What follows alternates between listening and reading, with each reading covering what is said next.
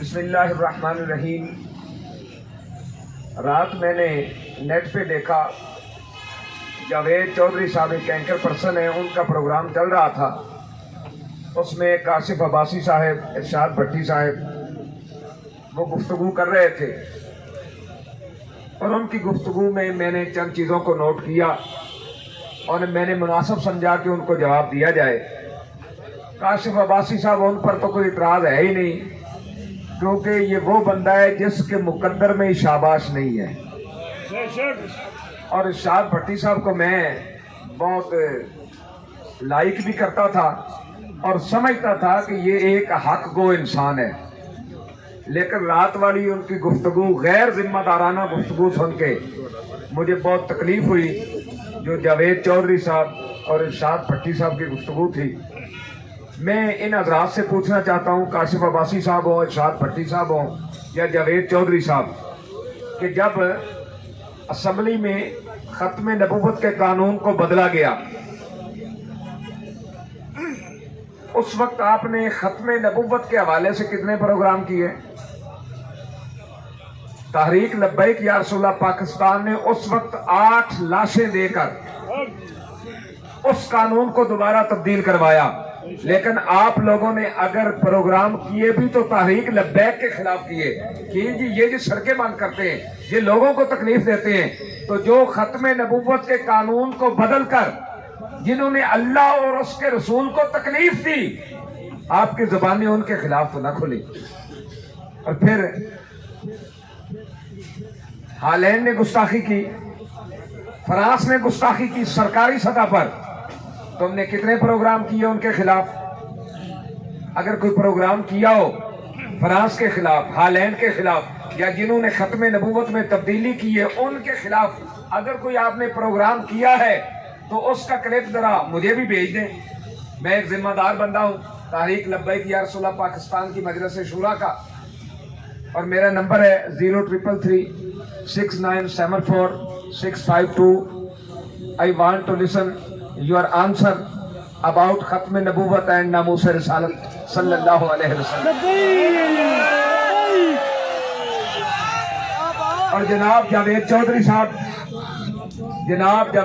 صاحب، آپ کے جھوٹ بولنے پہ ہمیں کوئی اعتراض نہیں ہے، جتنا مرضی بولیں۔ اعتراض اس بات پر ہے کہ جب آپ درود پاک پڑھ کے جھوٹ بولنا شروع کرتے ہیں نا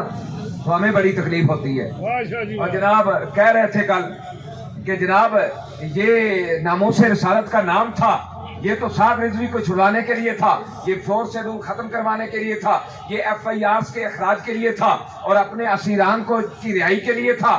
بھئی تمہیں کس نے کہا ہے کہ تم کرسی عدالت پر بیٹھ کر یہ فیصلے کرو کہ جناب یہ تو ناموس رسالت کا معاملہ ہی نہیں ہے؟ کیا آپ اس بات پہ ہمارے ساتھ آتے ہیں کہ کل جب معاہدہ سامنے آئے اگر اس کی پہلی شک کی ناموس رسالت ہو تو کیا تم اپنا منہ کالا کروانے کے لیے تیار ہو؟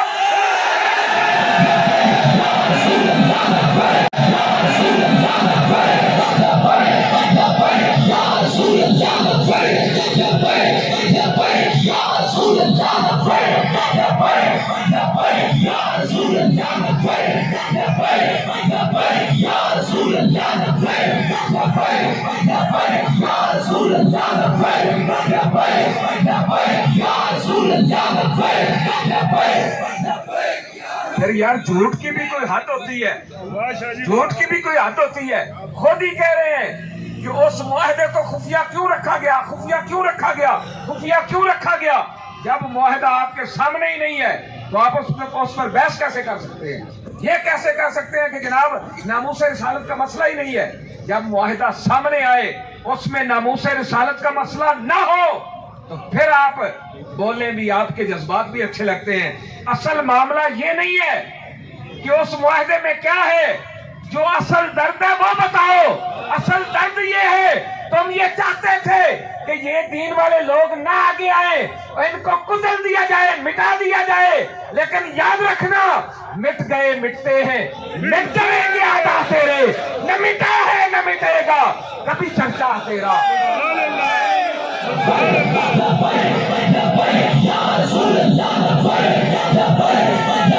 Ya Rasul Allah,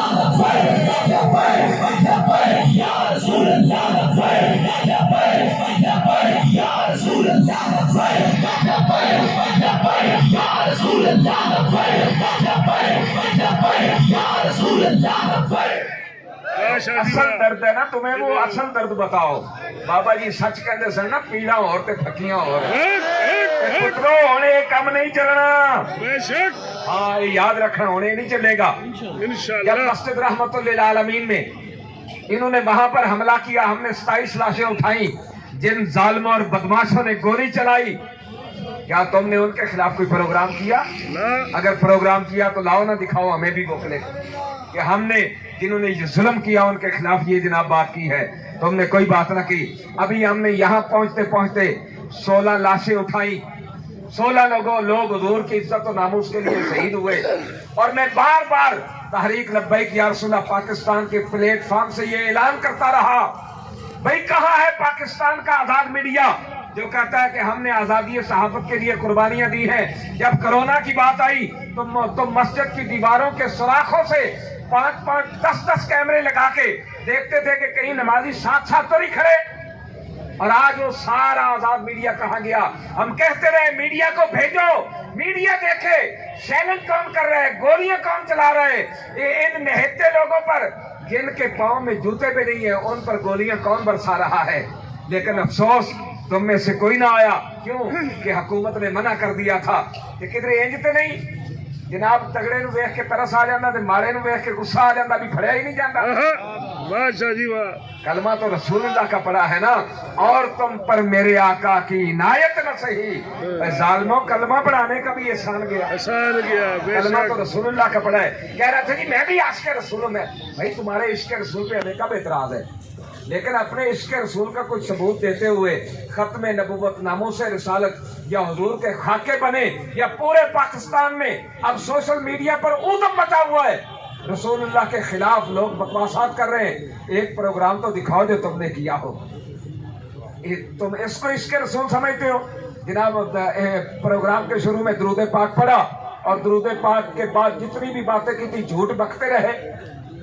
کچھ تو خدا کا خوف کرو یار کچھ تو خدا کا خوف کرو جب تمہیں پتہ ہی نہیں ہے معاہدہ کا پھر اس پہ تبصرہ کر رہے ہو اور لاکھوں سلاموں ان صحافیوں کو جن میں سمیع ابراہیم صاحب ہیں مبشر لقمان صاحب ہیں عارف امید بھٹی صاحب ہیں اولیاء مقبول جان صاحب ہیں جنہوں نے سخت ترین وقت میں بھی پریشر میں بھی حق کی بات کرتے رہے حق کی آواز اٹھاتے رہے وہ ہمارے خلاف بھی باتیں کی ہوں گی ہمیں اس پر اعتراض نہیں ہے لیکن اس کڑے وقت میں جو بھی ان کے ساتھ ہماری بات ہوئی جو ہمارا انٹرویو لیا انہوں نے من و عن اس کو نشر کیا اور ہم ہی نہیں انشاءاللہ العزیز آنے والے وقت میں بھی عاشقان رسول ان کی عظمت کو سلام پیش کرتے رہے سبحان اللہ بے شک اور وکیل ٹی وی والے میاں داؤد صاحب انہوں نے بھی بہت محنت کی اللہ ان کو بھی عظیم عطا فرمائے جنہوں نے 4 بار معاہدہ کر کے توڑا کبھی تم نے ان کے خلاف بھی کوئی پروگرام کیا اگر کوئی پروگرام کیا تو ہمیں بھی دکھاؤ یہ تو نہیں ہے نا باتوں کے ساتھ ہم بھی بھائی ہم تمہارے عشق رسول پر کب اعتراض کر رہے ہیں کب ہم نے کہا تم عاشق رسول نہیں ہو ہاں یہ ہم ضرور کہہ رہے ہیں کہ تم جھوٹ بول رہے ہو اور اپنا یہ جھوٹ بند کرو اب میں نے بہت ساری چیزیں حذف کر دی ہیں لیکن آپ کے جھوٹ کا اگر یہ پراپیگنڈا جاری رہا تو جو آئندہ کرے پائے گا انشاءاللہ العزیز تمہیں سمجھ آ جائے گی کہ مولویوں نے ہمیں کیا کچھ بتا دیا ہم تو سمجھتے یہ سادے لوگ ہیں لیکن ہم اتنے بھی سادے نہیں ہیں کہ ہم تمہاری بدماشیوں کو پہچانتے نہ ہوں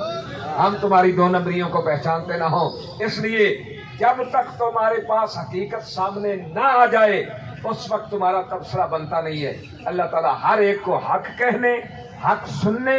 حق کو سن کر سمجھ کر عمل کرنے کی توفیق عطا فرمائے وآخر دعوانا الحمدللہ